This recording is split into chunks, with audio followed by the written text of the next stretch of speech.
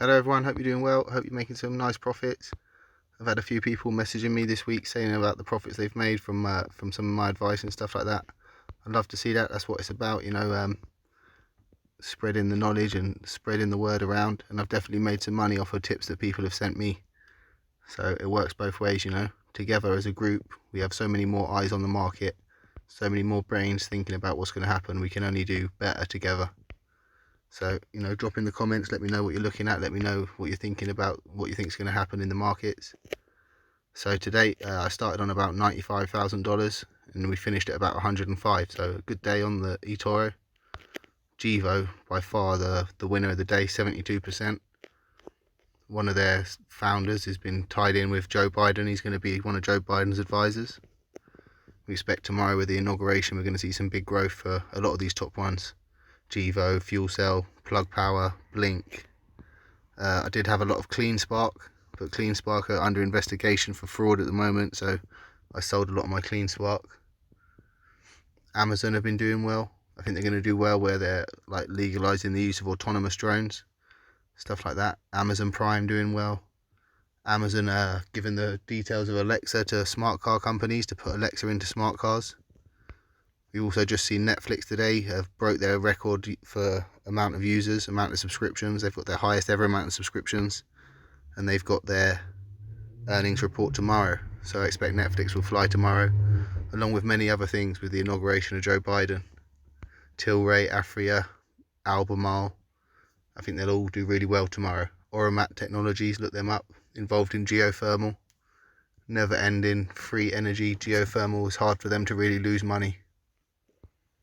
Sunworks, I've got a lot of orders going through for the Hong Kong markets. But again, today it's really been my plus 500, which has outperformed my eToro. It more than doubled today. So I started today on about 17,000. You can see now the account is on about 26,400.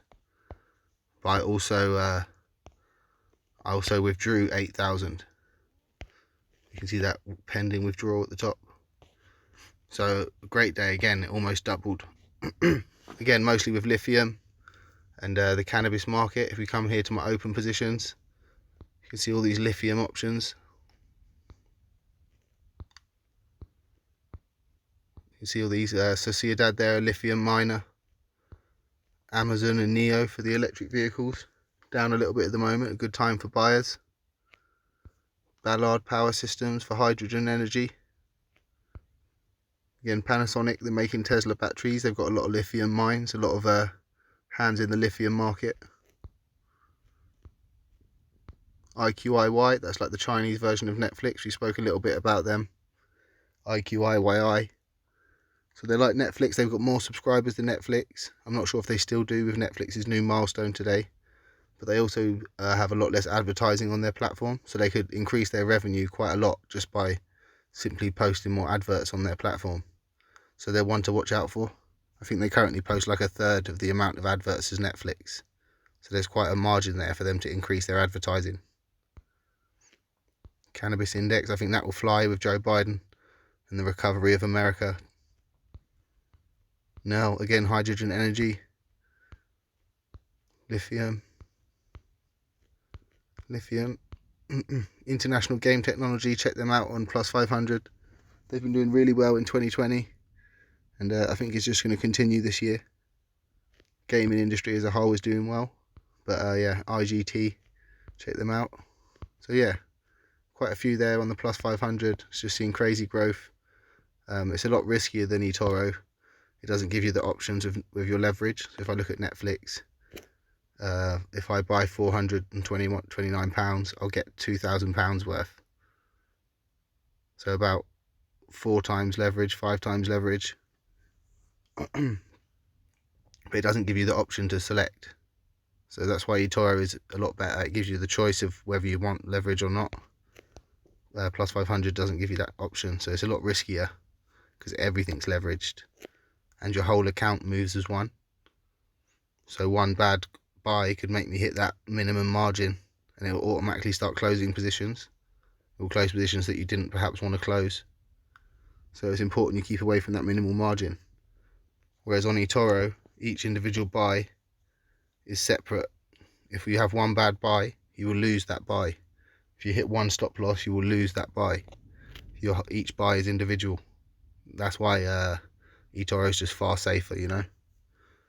So don't get confused, you know. Plus 500 may make more money on some days, but eToro is far safer every day. That's why I have a much bigger balance on my eToro than I do my plus 500. Even though my plus 500 has outperformed my eToro 10 times over. I think I've made about, well, it was on £6,000 at the start of this year. It's now on about 34. If you include all the money that I've taken off, probably more like 46. So I have to do add it all up for the next video, but yeah, I've nowhere near made that percentage on my eToro, but the money I have made is far safer. So yeah, definitely worth having both apps. I also have a crypto.com account for my crypto, but I only have around $1,000 in there. I'm not a big fan of the crypto market. I think it will do well. I just think that it's too all over the place. It's too up and down, you know. And where it's like an unprecedented thing. It's not a market that's ever been around before. No one really knows the future of it. Here's another one to look at, AVAV. They're doing firefighting drones.